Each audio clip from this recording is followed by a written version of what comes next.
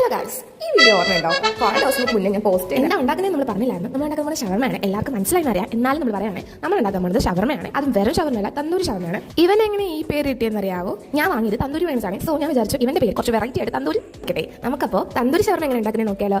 പ്രത്യേകിച്ച് ഒന്നുമില്ലടാ. ഫസ്റ്റ് നമ്മൾ ഈ ചിക്കൻ ഒന്ന് ഫ്രൈ ചെയ്തെടുക്കും. മുളക് പൊടിയും ഉപ്പും മഞ്ഞപ്പൊടിയും മസാലയും പിന്നെ നമ്മുടെ ജിഞ്ചർ ഗാർലിക് പേസ്റ്റും കുറച്ച് വിനാഗിരി ഇതെല്ലാം കൂടി ചേർത്ത് ഫ്രൈ ചെയ്യണേ.